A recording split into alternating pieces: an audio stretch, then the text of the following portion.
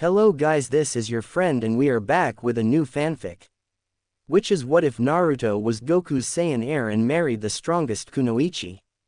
Part 2. And if you enjoy this fanfic then please press the like button and subscribe to my channel for more fanfic like this. And now let's start the fanfic. One of the nurses in the hallway of the hospital walked by one of the patient's room before, "Get that needle away from me!" screamed a frantic Naruto, and before she knew it the door came flying off its hinges courtesy of a medical nin who crashed into a wall and had the imprint of a foot on his face, and the nurse ekes out in surprise as this happened.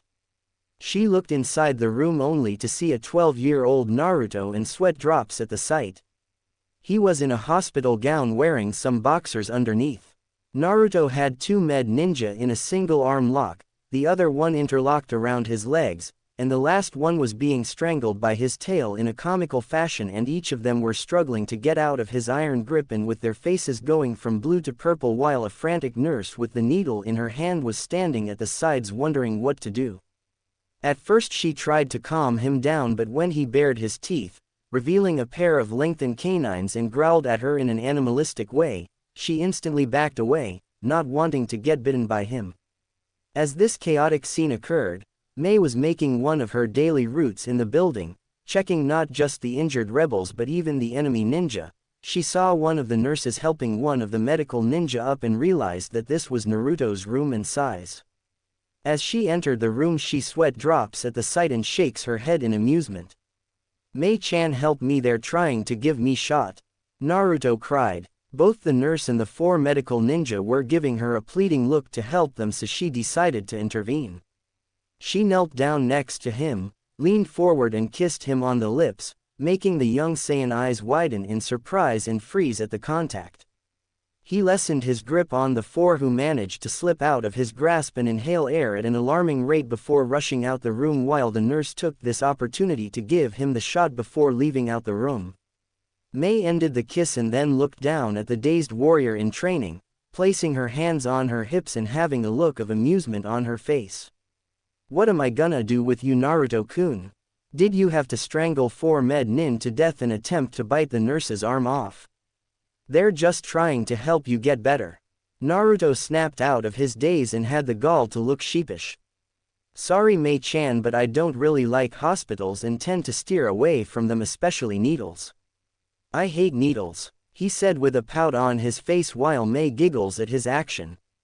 "So what has happened to Yagura? He's alive but still recovering. He's lucky to even be alive after you hit him with that attack, and it's mostly because the Sanbi took most of the blunt force." She answered and wondered just how he pulled an attack of that magnitude off, especially since it practically rivaled that of an Amari menacing ball, one of the Biju's most powerful and signature move. Naruto on the other hand nodded.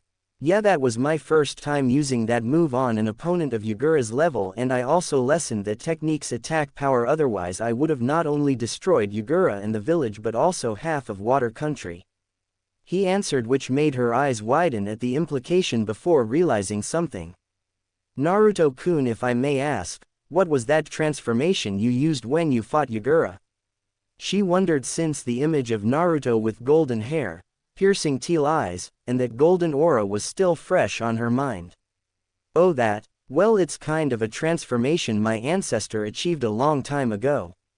Kind of like a Hidenjutsu, secret technique, as only members of my family can use, but with a twist since it is more bloodline based and takes a while to gain and master," he explained. Mei on the other hand took the info in and nods. She knew he was leaving a few things out, but she could understand that it was a family secret. "I see. So that's how you were able to easily beat Yagura," she pondered, and that was when Naruto chuckled in a sheepish manner.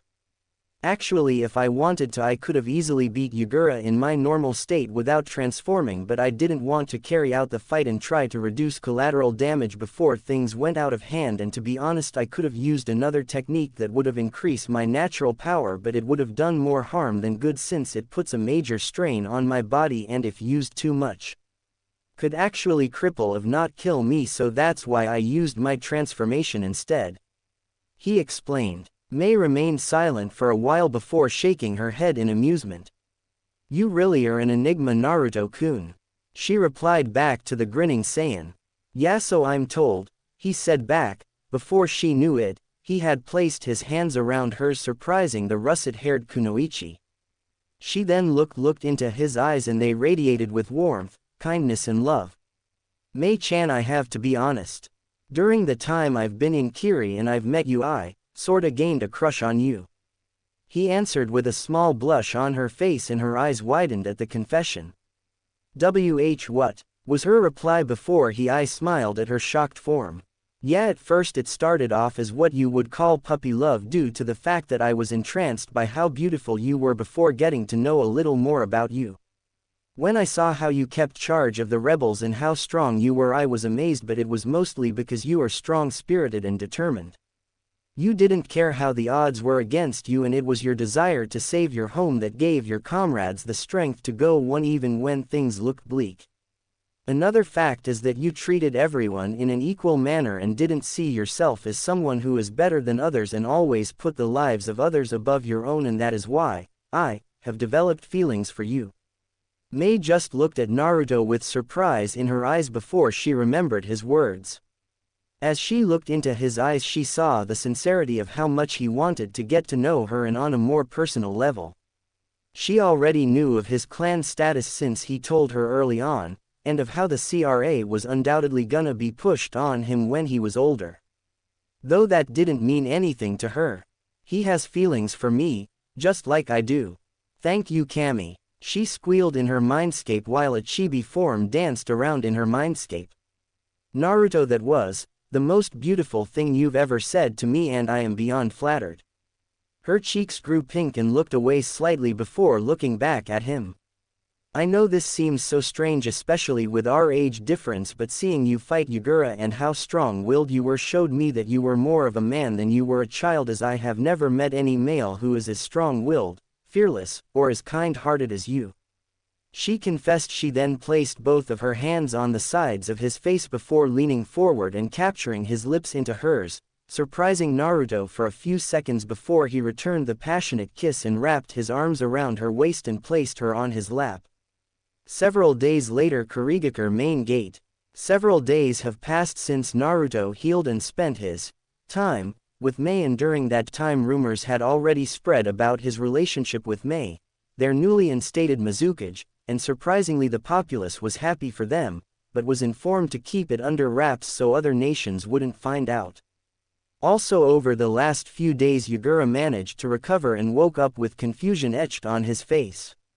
Mei wanted to see if what many thought were true, and if Yagura was just under a genjutsu of sorts, and to their shock he wasn't. Since then the man isolated himself in the Anbu core, but when he asked who it was that stopped him and was informed that it was Mei's guardian, it was funny when the man met Naruto. Because Yagura was finding it very hard to believe he was bested by a 12-year-old kid, but when Mei showed him the construction site where there was a crater that was twice as big as the Sanbi, and the fact that Naruto shot a Kamehameha wave into the ocean that created a tsunami wave and shook the land from the force the beam was emitting, the man was officially convinced and was thanking Kami that Naruto showed him mercy even if he wasn't in control of his actions. At the gates, a fully dressed Naruto was garbed in a new outfit where he wore a pair of black training GI pants and martial arts shoes with a dark blue shirt that had a black sash wrapped around his waist and black wristbands. Picture Goku's outfit at the end of the DBZ saga when he takes Oob to Kami's lookout, and also had a tan and black drawstring bag, which he carried over his shoulder. Looking in front of him was Mei Terumi and Ao, whom he had come to respect as a shinobi and fighter, as well as Chojuro, who apparently gained more courage and belief in himself, especially after seeing Naruto, who was younger than him, take on the previous cage and defeat the man. But aside from that, Naruto did gain a slight shiver of terror when he felt the many lustful stares he was getting from the female populace that came to see him off, both civilian and Kunoichi alike, while some of the males called him a lucky bastard for getting their attention so easily. Mei saw this and released a little killing intent on the women in order to stop their actions quickly lest they face the wrath of an angry russet-haired female. Naruto chuckled at her protective nature before turning his gaze back to Mei and lets a smirk cross his face. The woman he had no doubt loved was great to be with during his stay in Kurigakure and during his time with her in the hospital room. They spent the time getting to know one another while getting closer to each other on a more personal level, and it was a little heart-wrenching he had to leave her for now. I guess this is goodbye for now, Mayheim, but don't worry, I will be coming back to pay you a visit, he said with a grin which may just matched with her own before she kissed him with the same love she had for him as he did.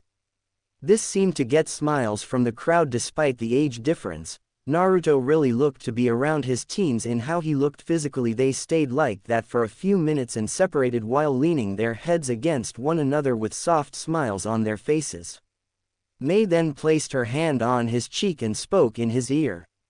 I'll see you soon, Naruto, and next time we'll share more than a kiss, she cooed in his ear seductively, which earned her a blush from the Saiyan in training while Goku and Shenron chuckled at their student. Until then, take care, Lady Mizukage, and rule well, he said as he rose into the air, waving at the crown before doing a two-handed salute and took off into the air as the people said goodbye to Naruto, who disappeared into the clouds. Afterwards, an Anbu appeared beside Mei and handed her a bingo book that she opened up and turned to the page where Naruto was in his Super Saiyan form with the golden aura surrounding his body and flaring to life in a stance where he's performing the Kamehameha wave, and it reads, Name: Son Naruto. I've got Naruto used Goku's surname instead of his parents for now, the Kogen Masaru Golden Warrior. Age: 12. Occupation: unknown. Abilities: bloodline.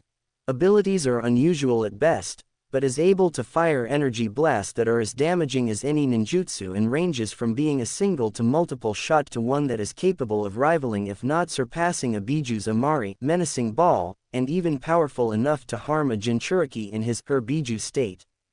Also retains the ability to fly in a similar manner like the Nadaime and Sandaime Tsuchikage Mu and Ryutenbin no Onoki of both scales, but is more versatile and move faster. Strength level is stated to be on par with that of Tsunade Senju, and his speed apparently rivals that of Yondaime Reikage Yatsuki and late Yondaime Hokage Minato Namikaze. Possesses the ability to produce barriers made of energy that deflect incoming weapons and ninjutsu-based attacks, as well as use a technique that allows him to create an invisible yet powerful force of energy that is capable of knocking down a Biju or leveling a fortress with minimum effort. Is highly skilled with a bow staff and a katana.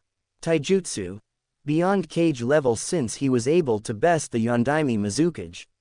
Genjutsu: unknown. Kenjutsu: cage level. Ninjutsu: unknown. Kinjutsu: unknown. Rank: Sclass was able to defeat the Yondaime Mizukage single-handedly and even fight on equal grounds with him in his Biju state. It was rumored he's punched through a ninjutsu with his bare hands and feet.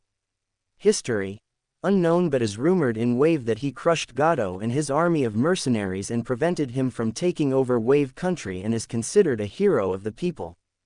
Bounty: unknown. On site: approach with caution. Mei smiled at the picture and looked back up at the sky where she saw her boyfriend take off in. You are truly an enigma, Naruto-kun. If you're this strong now, then I can't wait to see how powerful you'll be in a few years, as well as how handsome you'll become. With Naruto, said teenage Saiyan was taking a stroll in the air before sneezing and wiping his nose with his fingers. Someone must be talking about me, and I bet it's Mei-chan. Naruto pondered while Goku chuckles in his mindscape. Hey Naruto, I never got a chance to say how proud I am of you, especially with how you were able to handle that Biju. Not only that, but also you got together with Mei, and I gotta say you are one lucky person. Naruto on the other hand lets out an annoyed groan as he heard this. Here we go again. Sometimes I wonder if you're a closet pervert or something, sensei. No way. Chi-Chi would beat me senseless in the afterlife if I was like that, he said frantically while his student snickered but could help but sympathize with the man. Hey, your wife must be something else if she intimidating enough to scare you of all people, sensei. I'd love to meet her. Anyway sensei, I've got an issue regarding my Super Saiyan form. You know how I gained it when you turned me into a full-blooded Saiyan, right? I do, and I was gonna discuss that issue with you once you left Kurigakure. You see Naruto, while the Super Saiyan state makes you 50 times stronger than you'd naturally be, it also takes up a lot of energy and stamina, thus you won't be able to maintain the state for too long. That and it makes you more aggressive personality-wise and slightly alters your way of fighting.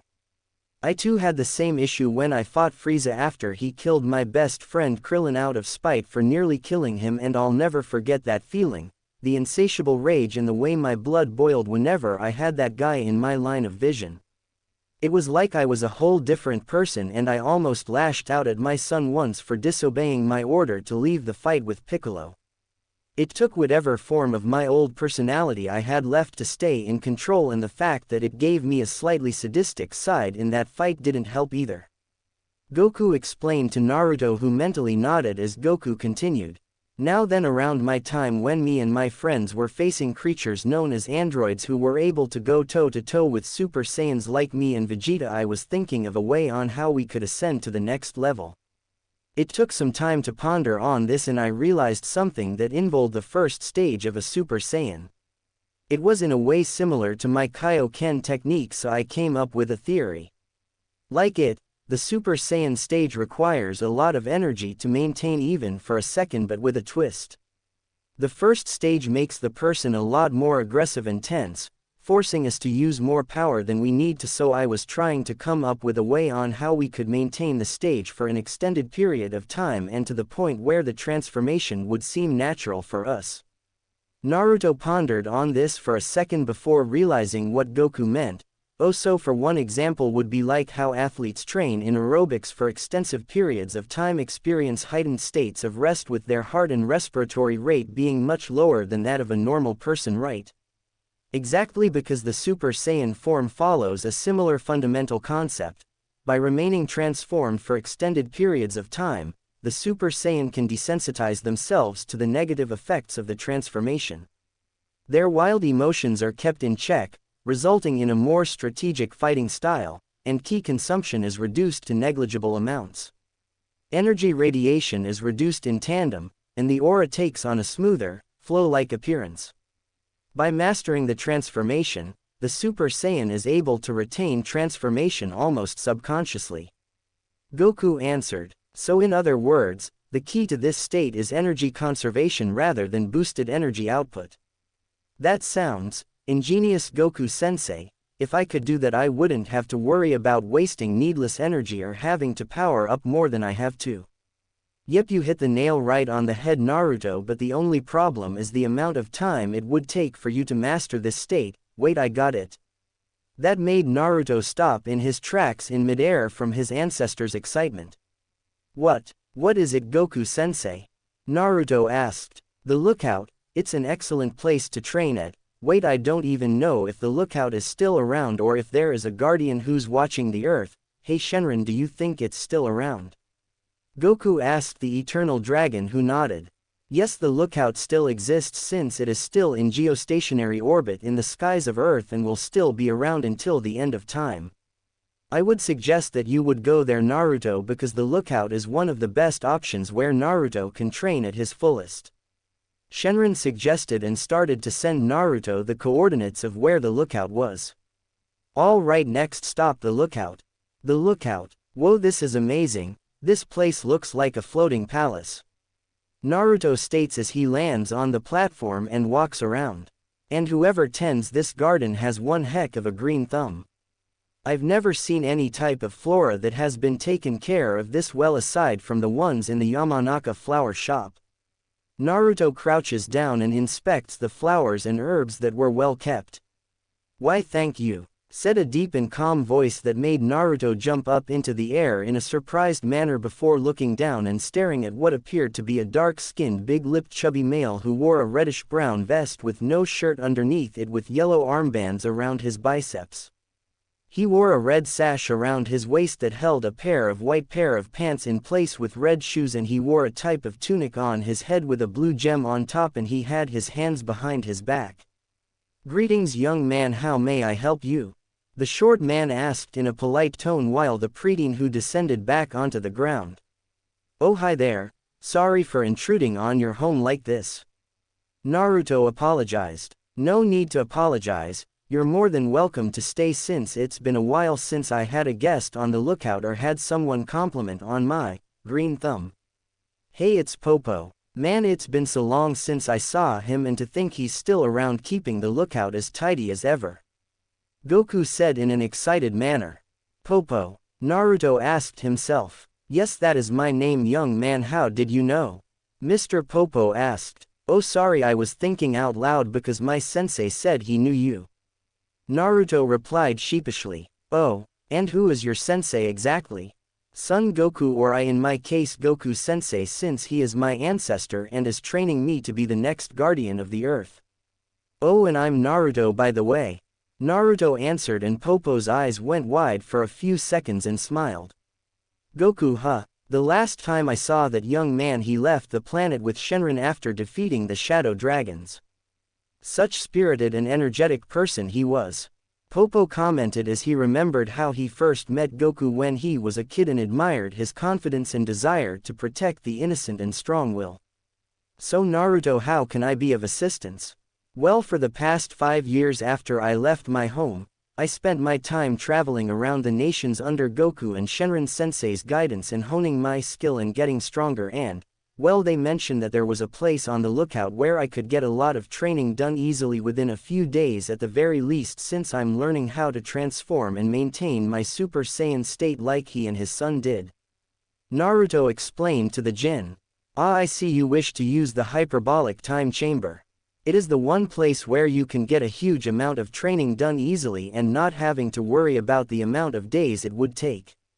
I would be willing to give you a tour of the lookout before you start your training," Popo offered. "Sure, I'd like that," Naruto answered back and followed Popo around the lookout. Needless to say, Naruto was stumped when he saw how large the place looked on the outside than it did the inside, and Popo took him around the place, showing him areas like the pendulum room and teleporter, and even told him a few stories about the adventures Goku had as a kid. Afterwards, the two of them approached the door that led to the hyperbolic time chamber. To make this short, Naruto, this chamber is a completely different dimension where time runs at a very slow pace, with 1 year in the chamber being equal to 1 day on the outside. Naruto was ecstatic about this. "Naturally, one could only remain in here for 2 days, but during the years I upgraded the time to be at least around 4 to 5 days," Popo insisted as he opened the door. "Everything you need is in the room, young man, and I wish you luck." Naruto grinned at the man and nodded.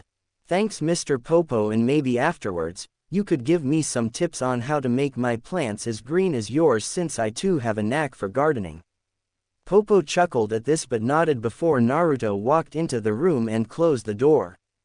The hyperbolic time chamber has an entrance at its center, located in a central building with 2 side wings with housing, food supplies, bathing quarters and sleeping quarters. There is no night or day in the room, but the surroundings remain a constant bright iridescent white aurora. Its reflective floor is of undefined area, and the room's boundaries are thought to stretch to infinity in all directions, even though it appears to have a definite atmosphere, limiting its size. "Man, this place seems to carry on for miles. I better be sure and not get lost, or else I'll be in trouble, so Goku-sensei, care to give me a briefing of this place?" "Sure. The time dilation that occurs in the hyperbolic time chamber is 1 day of real time, which is equivalent to 1 year in the chamber, or 1 minute of real time is approximately 6 hours in the chamber. There are dual giant hourglasses of emerald sand adorning the sides of the building that count down a year within the chamber. A clock on the dome roof of the main part of the building tells the applicable time in the real world. This essentially allows for someone entering the hyperbolic time chamber to get 1 year worth of intense training in a single day. However, the gravity in the hyperbolic time chamber living area is described as being different, though it seems to not be much higher than Earth's gravity. The gravity of the training area is 10 grams, which is basically 10 times the normal gravity of your planet, but thanks to your Saiyan abilities your body will be able to adapt to it depending on how long you reside in the current gravity.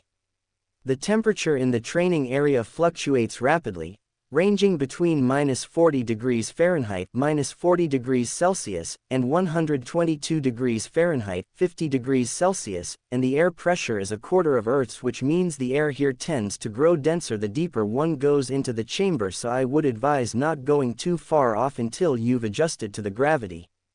Goku explains to Naruto, whistled in admiration. Wow, just wow. Well then I think I'll take an hour to relax for a while before I get started on my training, and I can get to work on improving my calligraphy for my seals, he says, and heads to the chambers to unpack. 5 days later, 5 years in the time chamber. Popo was in the process of polishing some antiques in one of the chambers of the lookout, but then paused for a few minutes and smiled. He must be done. I better go greet him. With that, the pointy-eared Jin made his way back to the area where the time chamber was. As soon as he got there, he heard the door creak open and smiles as he saw Naruto exit out of the place, but completely different. Not only did appear to be 15, but to his amazement, Naruto was now in the full-powered Super Saiyan form, but was more relaxed.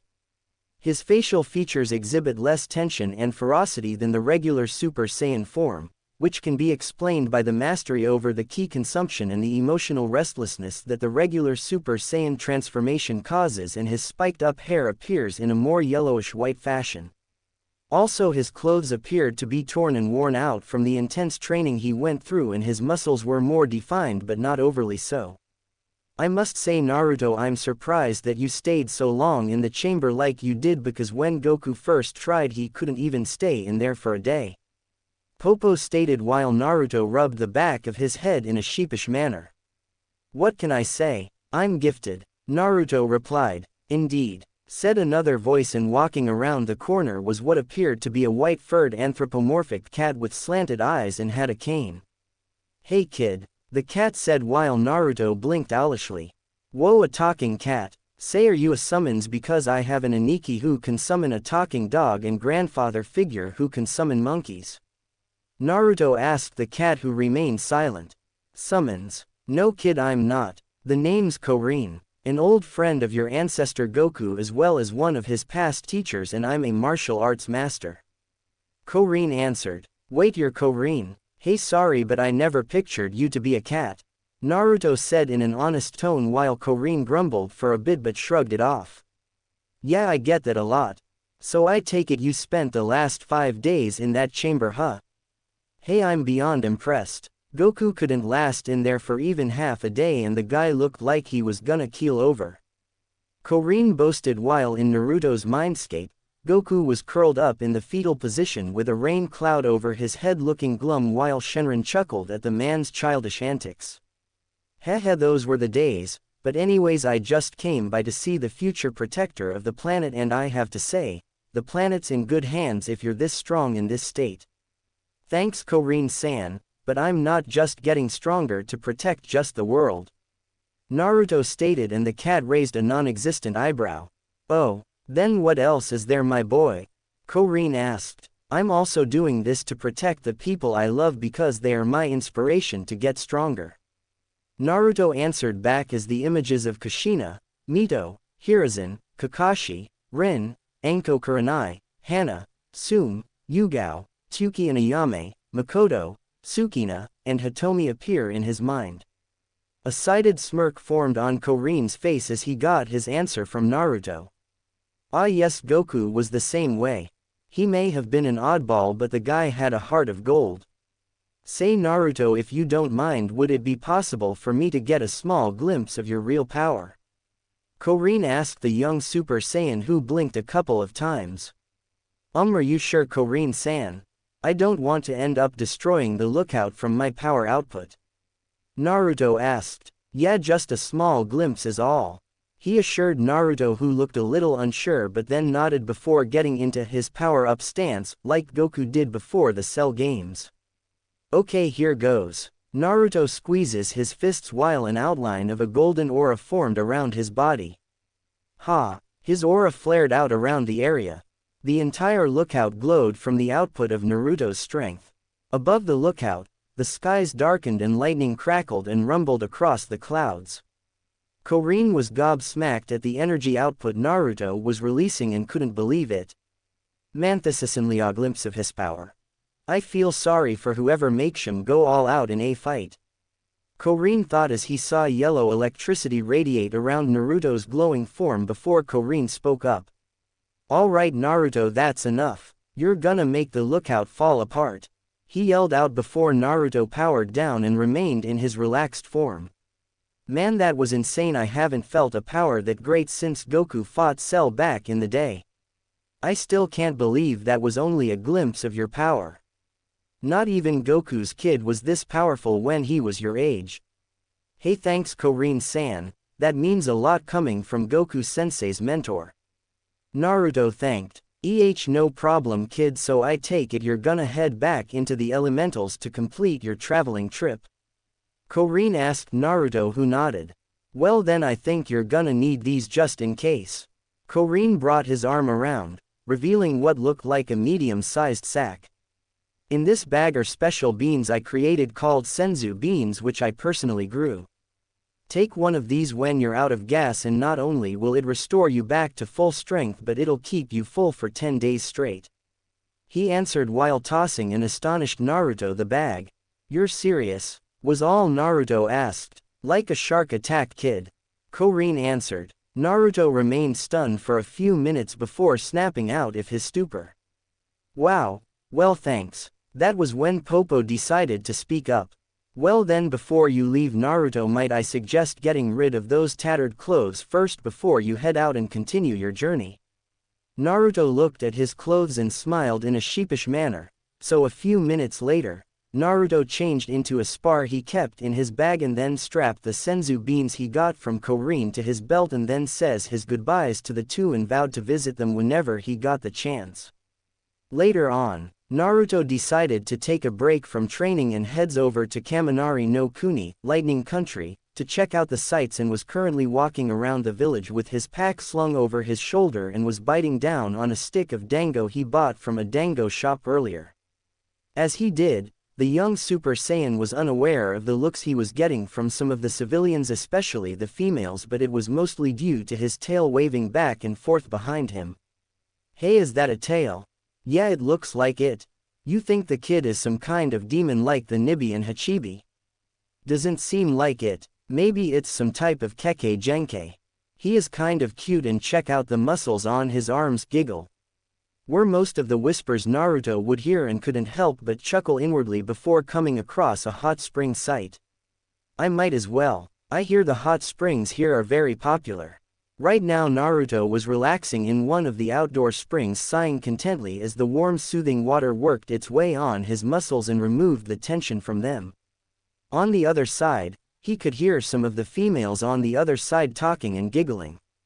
That was when he heard a different form of giggling that wasn't female-like and was more perverted. His eyes shot open and narrowed them because from the trees was a white-haired man with binoculars sitting on a tree branch and grinning like he won the lottery. A pervert. Naruto growled out and was contemplating on knocking him out of the tree with a ki blast, but that would draw unnecessary attention to him, which he didn't want. But that was when a devious grin formed on Naruto's face and he hops out of the hot springs and dashes back inside to get changed. Afterwards, said young Super Saiyan was zipping across the tree branches like a blur before hiding behind another tree and looking over his shoulder, turning his gaze onto the unaware pervert, and a glint appears in his eyes. I think I have just the technique to use on this guy. Naruto says as he snickered in an evil fashion and channels a small amount of ki into his index and middle fingers and brings them together into a ram sign. Afterwards Naruto vanishes and appears behind the man and shouts, "Take this, you pervert!" Naruto shouted, surprising the man, who tried to turn around only for it to be in vain. Konoha Taijutsu no Ugi, Senin Garashi. Leaf Village Secret Finger Jutsu, 1000 Years of Death. Naruto drives his ki-enhanced fingers into the man's rectum and sent him flying off the tree branch and lands into the women's side of the hot springs. Afterwards, Naruto busted out laughing as he heard the females scream pervert and proceeded to beat the crap out of the man, while Goku and Shenron chuckled in amusement, and afterwards, the blonde took off into the forest, leaving the man who was crying out for mercy at the female civilians and some kunoichi who were beating the crap out of him. Right now Naruto was sailing over the open ocean of Lightning Country with his back turned to the water and simply staring at the sky with his hands behind his head, humming before his eyes shot open and stood straight up into the air and looks around. What was that feeling? It felt similar to the chakra from the Sanbi, only it's stronger, and the seems to be another one but is even weaker than the Sanbi's energy signature. He notices a speck far away, and as he used his keen sight, he noticed an island in the middle of the ocean. It's coming from that island. I wonder if it's a residence for the Biju that live in Kaminari no Kuni. Might as well check it out. With that, Naruto zips towards the unknown island. As Naruto flew towards the island, it got bigger and bigger until he saw the jagged rocky edges of the large land mass.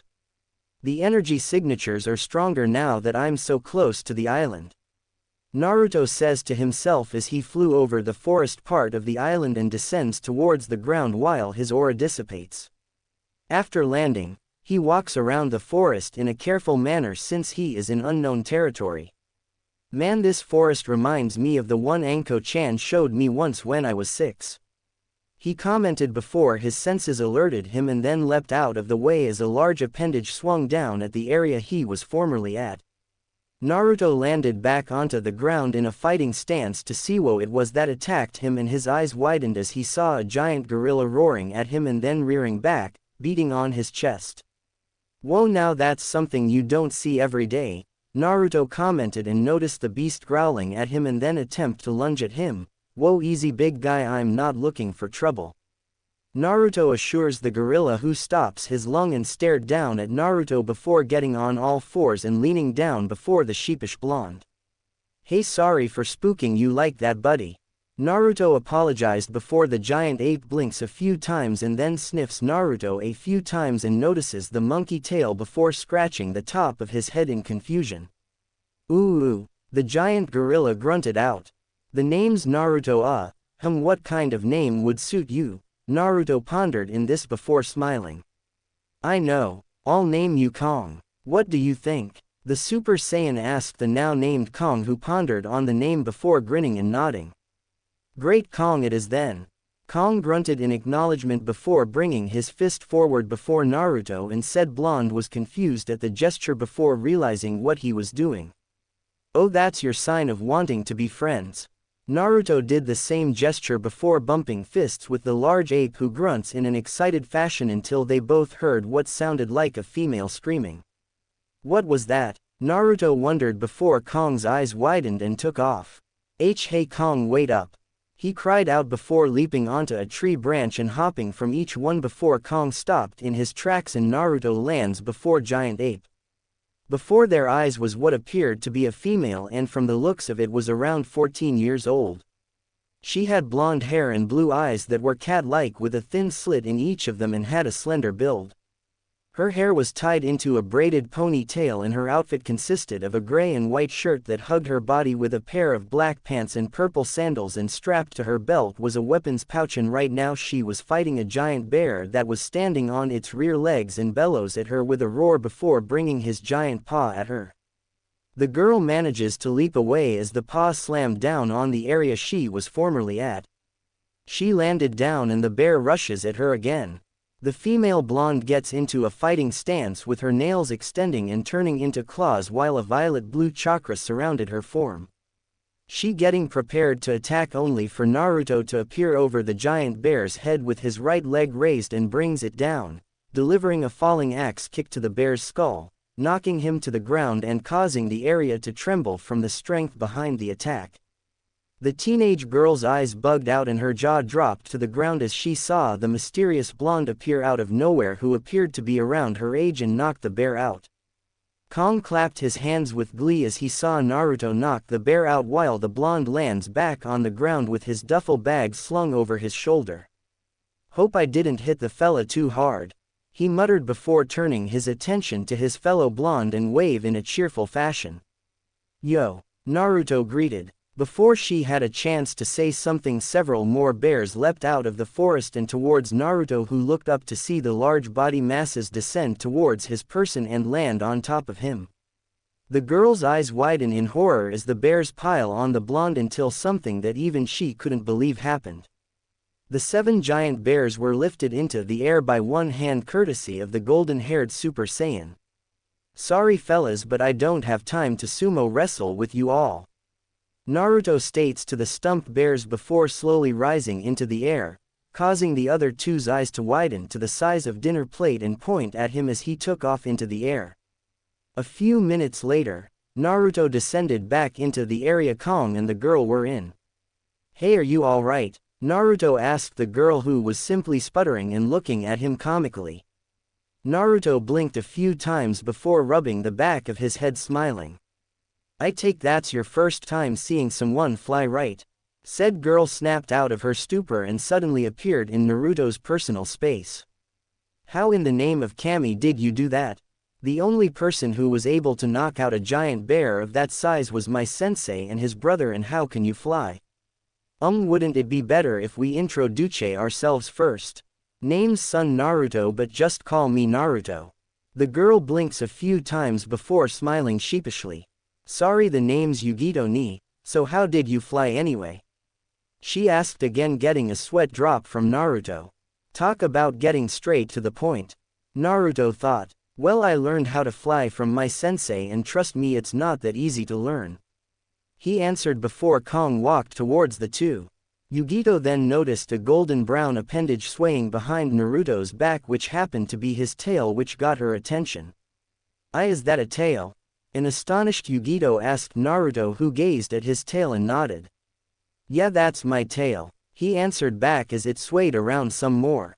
Kawaii, Yugito squealed in her mindscape before realizing something. Wait, how did you find this island anyway? It's protected by a powerful barrier, and even if you flew here, you would have been detected by your chakra signature. She stated as she looked at Naruto in a suspicious manner. Oh, this island is surrounded by a barrier because I didn't sense anything emitting from it. Plus I didn't use chakra to fly, I used a different form of energy called Kai. Naruto answered back. Kai? I've never heard of it. Is it like a Kekkei Genkai? She asked. No, like chakra, it's an energy that lies deep within a person, with the difference being that Kai is more versatile and any can awaken it, unlike chakra, which you have to awaken when you're at a certain age. He explained to Yugito. Aside from that, the reason I'm on the island is because I sensed 2 powerful energy signatures coming from it, and from the looks of it the first one is very close, Naruto said as he looked around the area. Yugito on the other hand tenses up when she heard him say that he sensed the chakra of her tenant, the Nibi no Bakeneko, 2-tailed cat monster, and said Biju's eyes widened as she realized that earlier this boy was the one responsible for that energy output she felt back when the skies darkened. That boy's power is on par with a Biju. I highly doubt that even Yugi-chan could take him on, even if she manages to master my tailed form. Hachibi might be able to inflict some damage, but even then, he'd still lose. She thought. It's gone now, but I can still sense the stronger form of energy, if only slightly. Naruto then looked back at Yugito before realizing something. Hold the phone, Goku-sensei. Earlier when I landed, the energy output from one of the Biju had a secondary energy signature, right? Yep, it sure did, Naruto.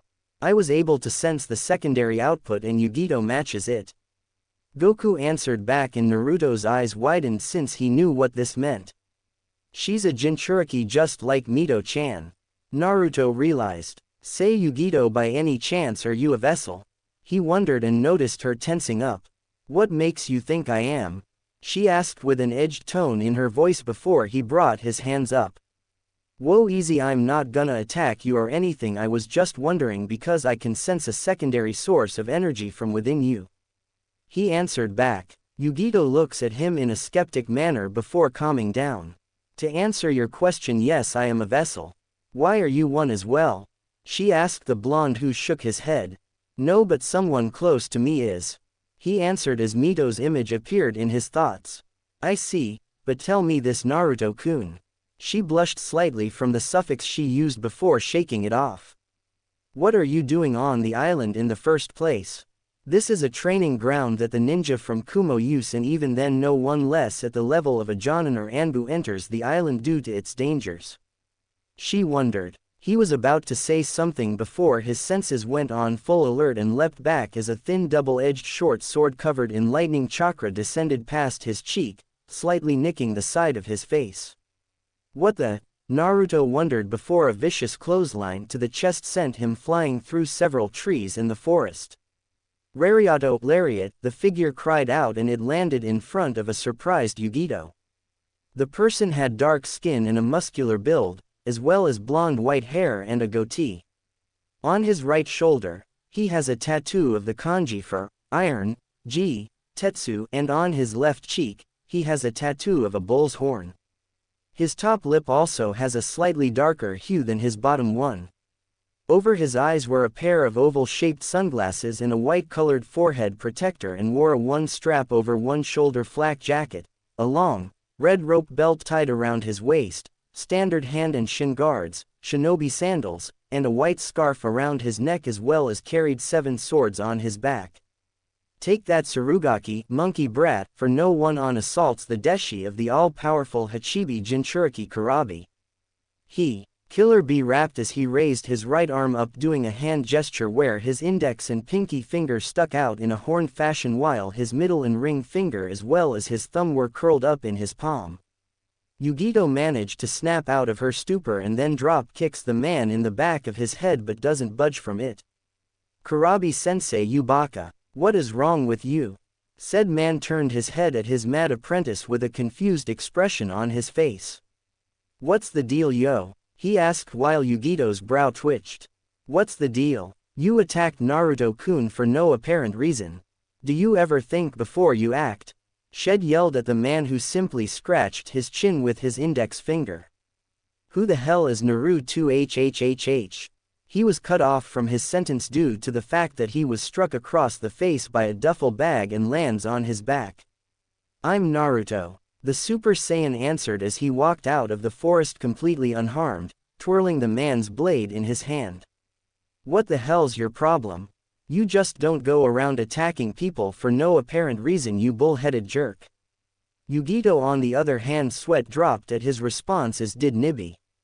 Naruto then simply flicked the blade, which landed beside Kurabi with the blade embedded on the ground. Nice sword, by the way. Whoever forged it was incredibly skilled and sharpened the blade's edges to the point where it could easily cut through stone.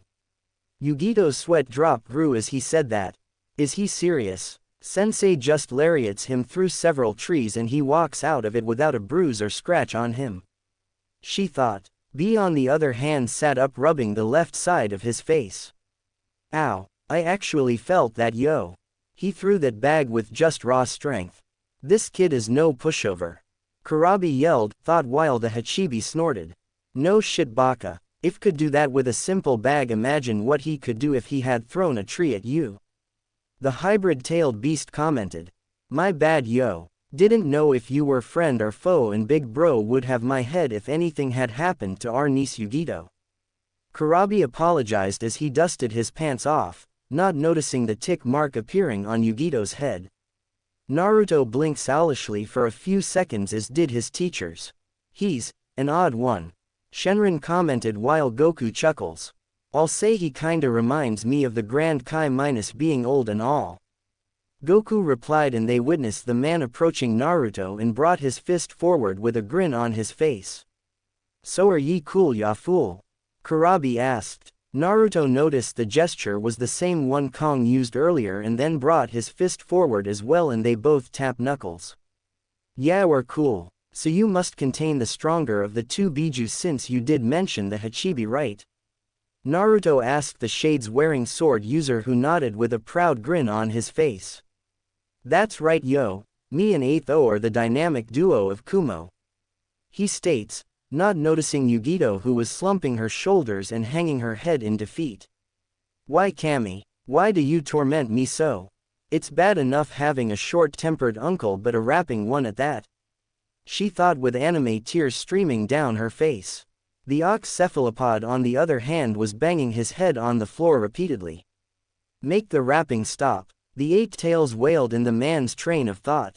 Naruto on the other hand simply rubbed the back of his head in confusion and wonder, due to the fact that he always ended up meeting the strangest people in his travels. So after that little event, Kurabi decided to head back to his vacation home in the forest and welcomed Naruto to stay as his guest until he decided to leave. A week later, Naruto was in the middle of the forest, meditating in the lotus style while Kong was snoring a few feet away from him. He remained calm and relaxed in his state, and that was when Yugito leapt out of the trees and landed in front of him. She frowned when she noticed that he didn't jump out of his state in surprise and huffs before sitting cross-legged in front of him with her arms folded. Said Saiyan was chuckling inwardly as he knew the vessel of the two-tailed Neko always tried to go out of her way to try and scare him, but sadly nothing worked. Despite that, throughout the week Naruto and Yugito got to know each other, but only on a friendship level, even though she would blush a little due to the fact that she saw him exercising without a shirt on, and was even shocked beyond belief when she saw him easily outwrestle the giant animals of the forest, especially when he encountered Kong's father King. The one person that intrigued Naruto the most was mostly Kurabi. Despite his antics, Kurabi was a very powerful ninja even when he didn't use his partner's powers, and proved by sumo wrestling several bears simultaneously and come out on top. But what impressed Naruto the most was the man's sword style, which consisted of him using several swords that were interlocked around the most bizarre parts of his body. But despite that, he was still able to use this form in a mixture of a defensive and offensive pattern that was extremely unpredictable. He also learned that Yugito was learning how to fully synchronize with the Nibi in order to use her power at the fullest by not only conquering her dark side and negative feelings but also facing Nibi in her mindscape. Kurabi had to go through the same situation with the Hachibi and in the end succeeded, and therefore had developed a partner for life. Naruto was wondering if it would be possible for Mito to harness the abilities of the Vixen on this island, but decided to save that for later. Kurabi on the other hand was beyond impressed with the Super Saiyan in both his skills and personality, and had to admit Naruto was a very intriguing person. What impressed the man the most was his physical strength and his speed, as he had also seen Naruto outmatch the animals in the forest in terms of raw strength rather easily, and knew he wasn't using chakra to supplement his strength. He knew from the way Naruto carried himself that he must have trained extremely hard to gain his current level of speed and strength, and wondered between him and his brother who would be the better. So after seeing him train in using 10-ton weights with little effort, he decided that he was gonna test the kid's skill out by the end of the week. "Are you sure you want to go through with that B?" Hachibi asked his enthusiastic vessel who was sitting on his muzzle. "You bet yo," Kurabi answered back. "I figure you would, ya baka," he muttered, "though you have to admit, something about that kid is off, especially his level of strength."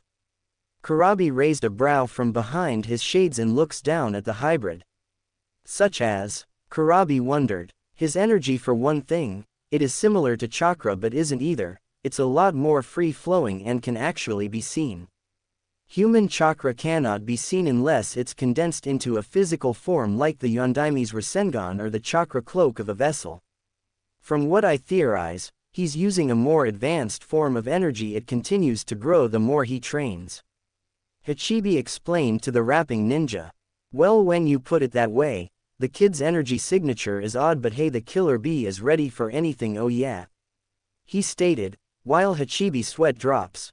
"If I'm lucky, the Gaki will kill us by accident and I'll be free from this baka and his accursed Enka," the hybrid thought and prayed. The next day, a flabbergasted Yugito was looking at Naruto like he had lost his mind. The reason for that is because her sensei Killer Bee had Naruto to a one-on-one fight so that he could measure up the blonde's skills, which Naruto agreed upon instantly due to the fact that he would get to face someone who was possibly even stronger than Yagura was. "Naruto, are you nuts? You actually want to fight Kurabi-sensei? Do you want to die?" she asked frantically while the young Super Saiyan was doing a few stretches. "We're just having a simple spar, Yugito-chan. Besides, if I ever want to get better, I have to face stronger opponents," he stated as he did a few one-armed handstand push-ups. Yugito on the other hand still didn't look convinced. "But he's the strongest ninja in Kumo, second to his brother, and that's even when he doesn't use the power of the Hachibi," she tried to get through to him. "Really? Wow, he must be a real powerhouse then if he doesn't rely on the power of his Biju. Naruto wondered before a grin formed on his face. I can't wait to face him in the Hachibi. Hopefully I'll have to actually try then when I face the Sanbi. He hoped, unaware that Yugito's eyes bugged out when she heard him say he fought and defeated the three-tailed turtle. You beat a Biju? No way, she shouted in disbelief. No lie Yugito-chan, I fought the Sanbi in the vessel and beat them both, he said in an honest tone while rolling his right arm clockwise. Yugito on the other hand blinked a few times and could tell by the look in his eyes that he was telling the truth. So do you think you could beat the Hachibi? She questioned the young Super Saiyan who was doing a few arm stretches and relaxes his posture. He thinks about it for a few seconds and simply shrugs. Honestly I don't know, he answered back to the female blonde. I mean Sanbi was the only Biju I've fought so far and I have no idea how strong the Hachibi is but I'm pretty sure he's no pushover especially if B is his container. Naruto then smiled sheepishly and looked up the sky. But I'm pretty positive I'll have some difficulty fighting the guy but hey, if he is stronger than me that just means I'll just have to up my training then. Yugito was stumped at how jovial Naruto was acting. Anyone who could go toe-to-toe with a Biju and live would have boasted about it but Naruto was entirely different. She knew firsthand that Naruto was stronger than her even when they spared during the week but despite that, Naruto would only encourage her to spar with him more and even complimented her on her progress. Besides everyone loses in a fight every now and then so if your sensei does beat me then it's no big deal. He answered back with a smile on his face. Yugito couldn't help but blink owlishly at Naruto before smiling. You know what, you're okay in my book Naruto-kun, I mean most guys would brag about beating either me or Kurabi-sensei but you are truly a humble person. She said and lightly punches him in the shoulder. Thanks, say your sensei said to meet him in the open field right? Naruto asked the female blonde who nodded. Awesome, let's meet him there. He turns around and Yugito jumps on his back, wrapping her arms around his neck and her legs around her waist before he takes off into the air with her squealing in joy. Meanwhile, Killer Bee was standing in the middle of the field with his arms folded waiting for Naruto before looking up and sees Naruto landing on the ground with a giggling Yugito on his back. That was awesome, let's go again, an excited Nibi cheered while Yugito hopped off Naruto's back. Thanks for the lift Naruto-kun, no matter how many times I go through this, I just love flying. The blonde Jinchuriki said in an excited tone. Naruto smiled back and then turned his attention to B. So B-san you ready to rumble? Naruto asked and his answer was the dark-skinned man grinning and getting into a wrestling stance. Bring it Tsurugaki, Killer Bee challenged and Naruto got into his fighting stance as well. The two stared off for a while, waiting for the first person to make the first move.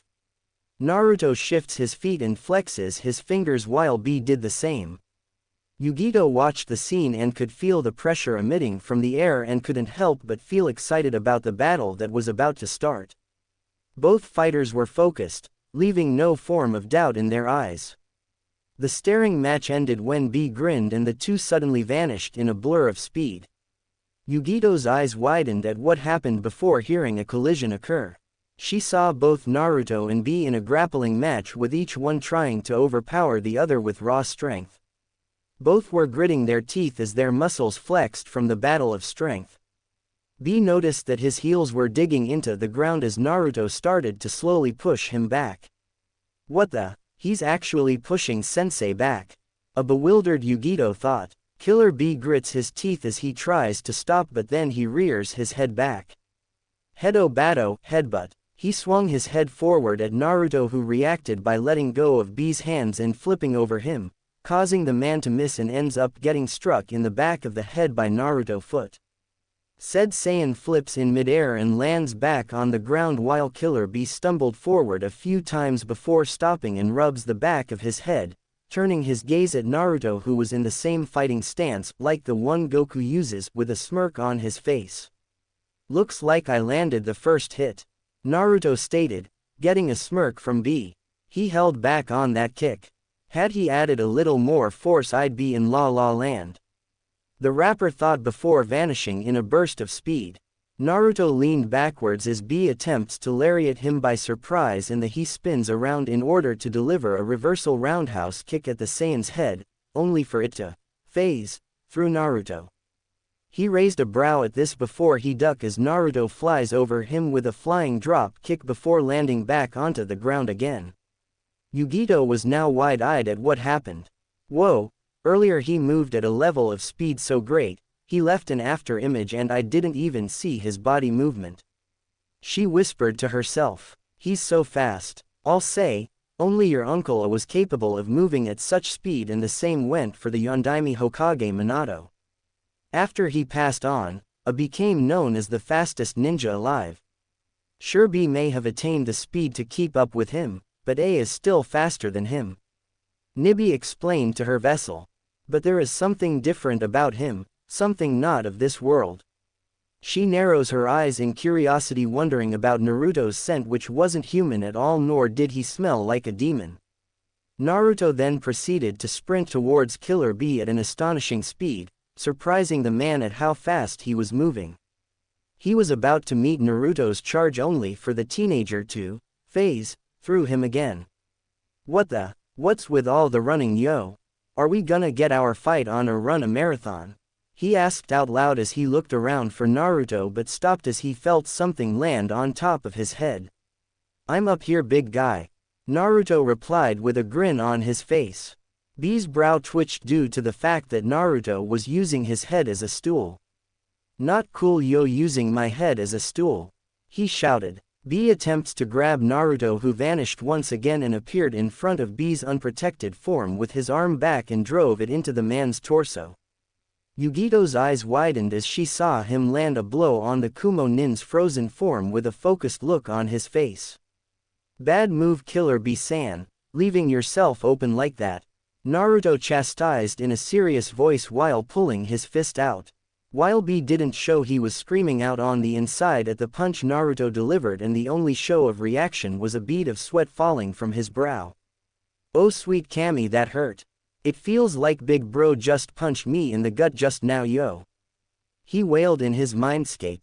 Stop your belly aching, B. Hachibi chastised before snickering at the jab he used, much to B's irritation before getting serious. You should be thankful for your body's tolerance and durability level, because any other ninja, Jinchuriki or not, would have keeled over from a punch of that magnitude. Besides, the Gaki held back on that punch, and for a good reason.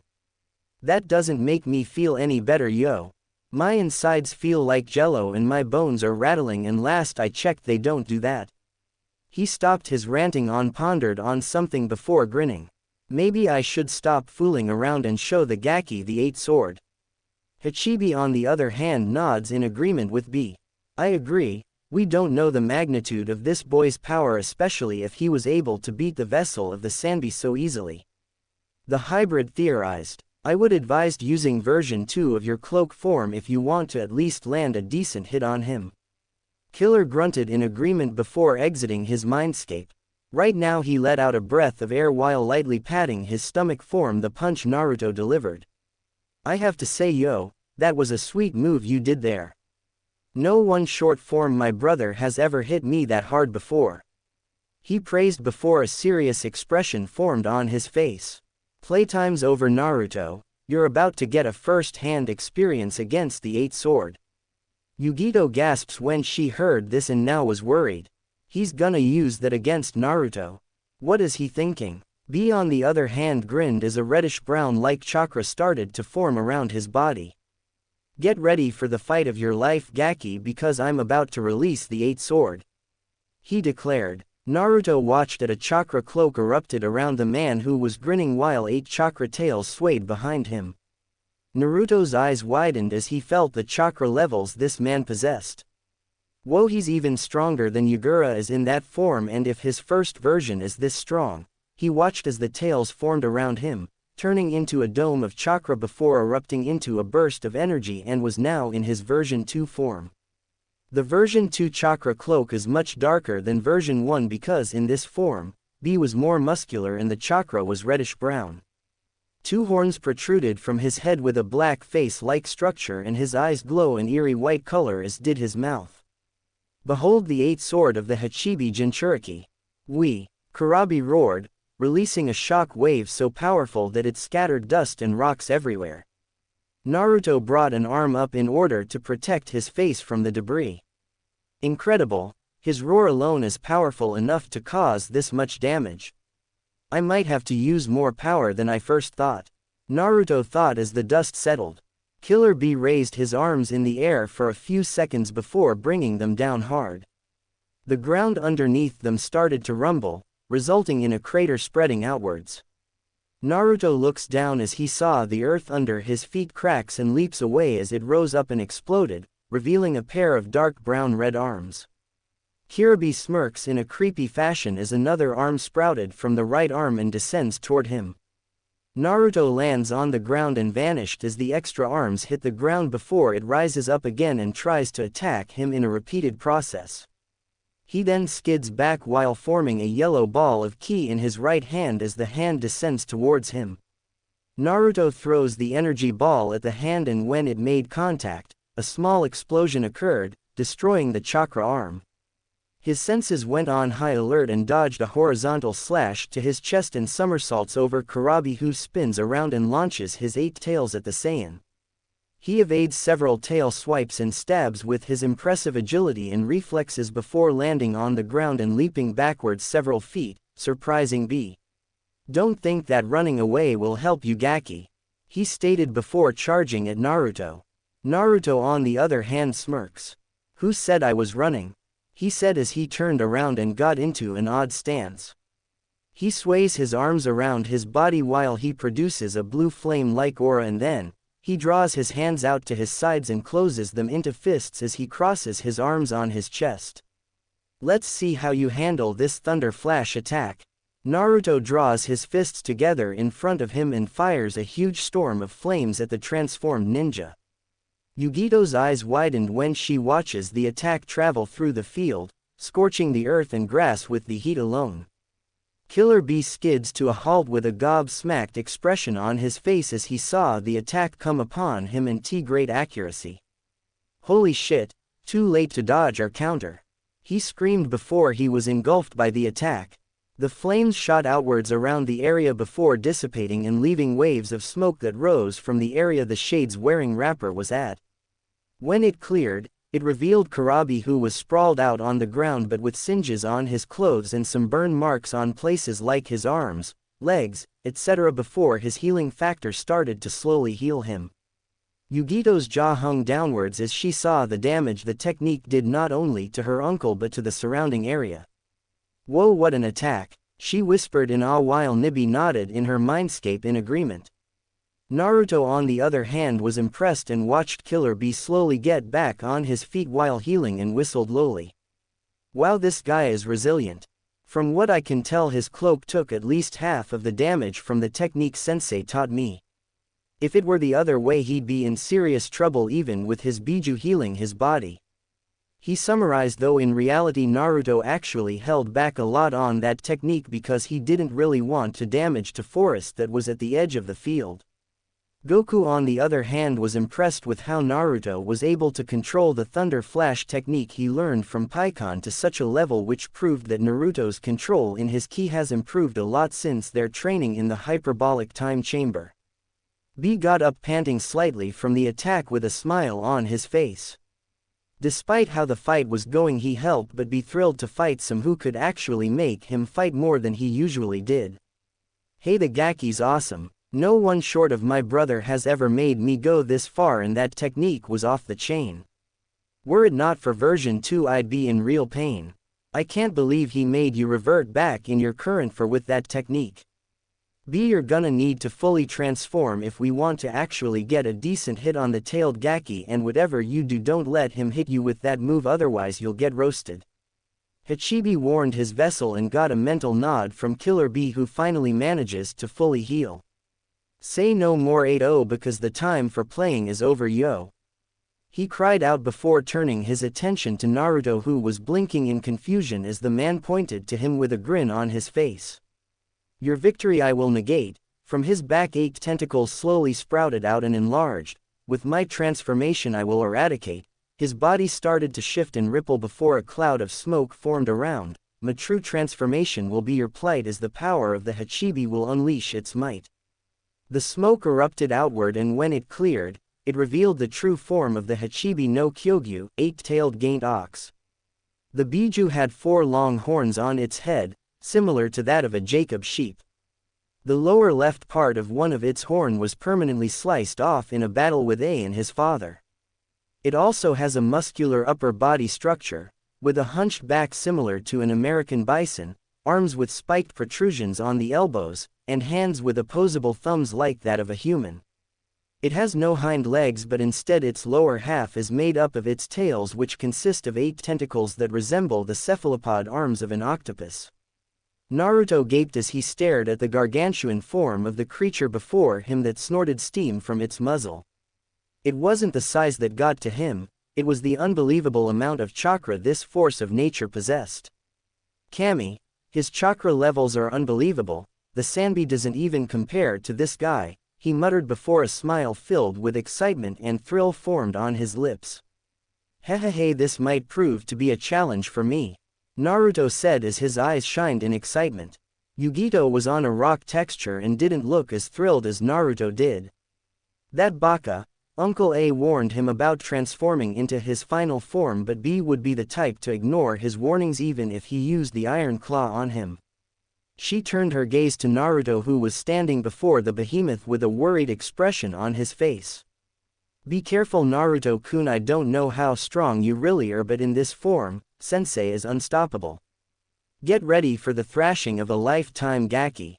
I'll send you packing and crying for the Shinigami. He bellowed before raising his arm up and swinging down at Naruto. Said Saiyan vanished in a burst of speed while the fist smashed into the ground and he appeared beside the beast's face with his fist reared back only to go sailing as a blur struck him from behind and sent him flying backwards in the air a few feet before stopping himself and rubs his back. Ow man, that smarts, Naruto complained and shook the throbbing sensation off. I guess those tentacles aren't for show after all. He's not only bigger but his speed isn't even affected at the least. With that, Naruto flies at the transformed killer bee, who howled back and fires several globs of black ink with electricity arching around it, forcing Naruto to evade several of them and notice the electricity. Oh man, I better not get hit by any of those. Another one sails towards him and Naruto fires an energy blast. When they make contact they explode on collision. Naruto suddenly appears above Hachibi's head with an energy ball in his hand and fires it. The hybrid sees it and swats it to the side, and Naruto uses the distraction to appear under its jaw and attempt to uppercut the beast in the jaw, but had to dodge another tentacle that attempts to smash him into the ground and appears once more while another one attempts to hit him. Naruto maneuvers over it with his hands raised over his head with the palms facing the target and one hand in front of the other with the fingers going in opposite directions.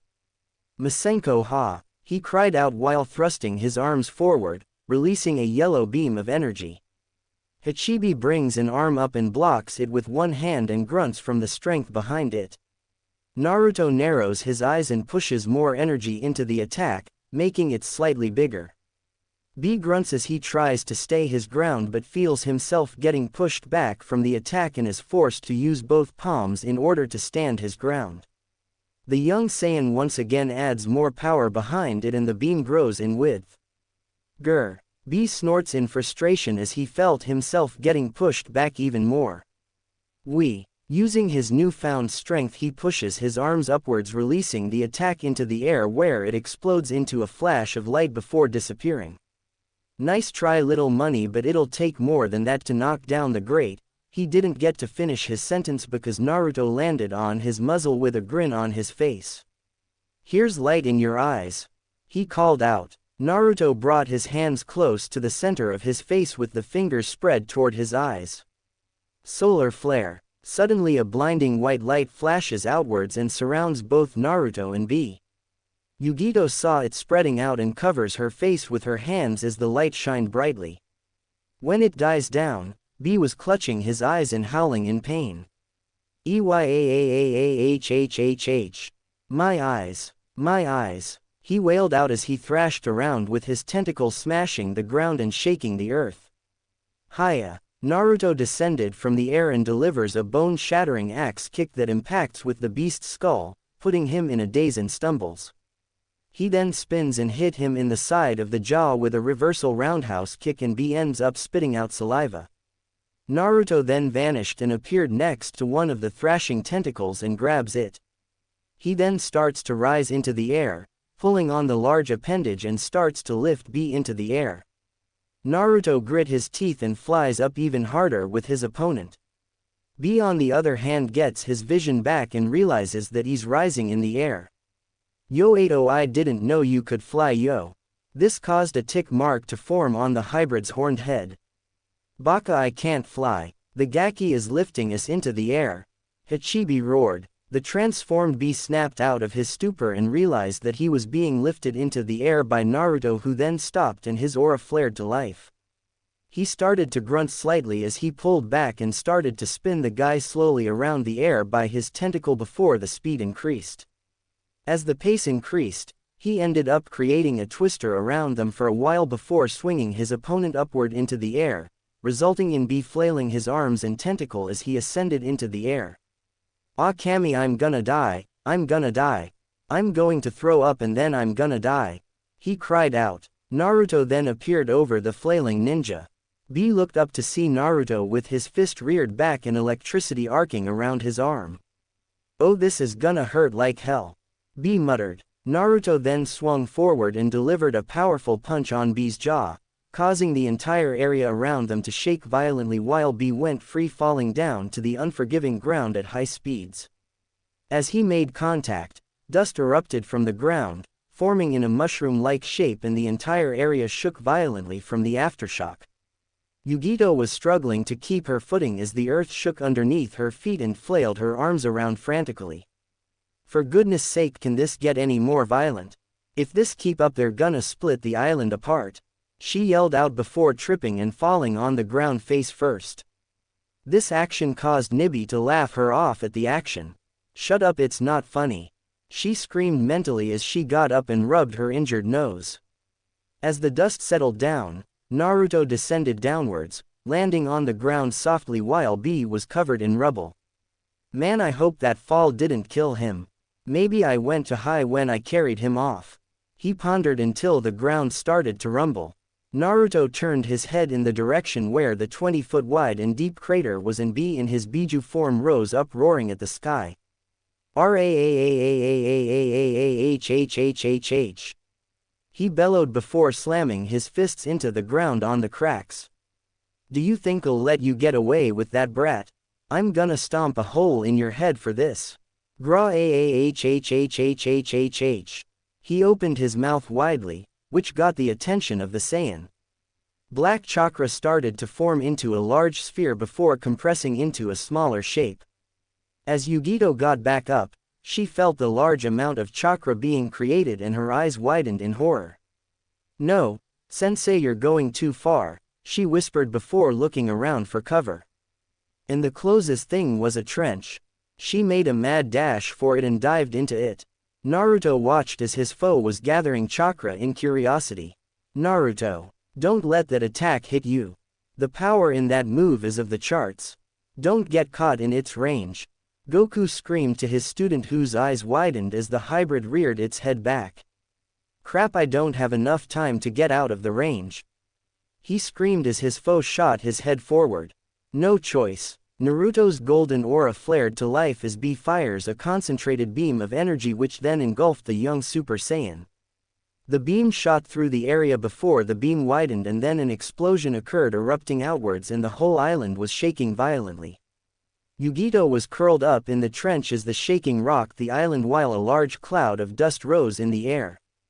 Once it died down, the effect from the Amari menacing ball resulted in a wide and extremely deep trench stretching outwards in a straight line, leading from the field to the forest area, where a 40-foot wide and 20-foot deep cratered form with dust still rising from it. The blonde Kunoichi popped her head out of the trek she was behind, and her eyes widened from the results and stared at the dust cloud rising from the forest area. No, Naruto-kun, She trembled, fearing for the worst while tears brimmed around her eyes, praying that he wasn't dead. Nibby remained silent before her vessel, who was trembling before her senses picked something up and her eyes widened. Kitten, kitten, he's still alive, she shouted to her vessel, snapping Yugito out of her stupor. He is. Where? She asked the two-tailed cat and looked around. In the dust cloud, he's alive and well, she assured the 14-year-old. Focus your eyesight there. Her slit pupils dilated as she focused on the sight and saw a shadow figure in the dust cloud. It then cleared and revealed Naruto surrounded by some type of golden energy dome with his arms crossed in AX formation. There didn't appear to be any damage aside from a few scratches and bruises, and aside from that his clothes were torn up. Half of his shirt was missing and he had several holes and rips in his pants, but other than that there was no other serious damage. He's alive, I'm gonna kick his for worrying me like that, she screamed mentally while Nibby chuckled. Meanwhile, Naruto uncrossed his arms and let out a sigh of relief. Man, that was too close for comfort. It's a good thing I set this barrier up in the last second, because if I hadn't I'd be in real trouble, he commented as the barrier vanished. I'll say, I can't tell you how many times I've cut it close in life or death situations. The worst I've been through was narrowly escaping an exploding planet, Goku said to his protege. I think it's time to get a little payback. Let's see how he handles a super Kamehameha. Naruto's aura flared to life before getting into the stance. He gathers around Naruto's palms, but the difference in this one is that it was light blue and generated more light. B on the other hand snorts as he saw Naruto in the air over the large crater. So the Gaki survived after all. That's good, otherwise Yugito-chan would have turned me into a scratching post, yeah. That was when he saw the blonde generating an odd light. Me, his aura rockets upwards as he added more energy into the attack before thrusting his hands forwards, he screamed out as he fired a powerful light blue beam of energy that was twice as large as a normal Kamehameha was released, emitting a glow around the area as it descended towards the transformed B. B saw the glowing blue light descend towards him. As he looked at the blue light in awe, his eyes widened when he realized that it was an attack and its size rivaled the form of the hybrids. Oh shit, was all he could say before the blast engulfed him and exploded into a blue dome of energy that covered his entire form.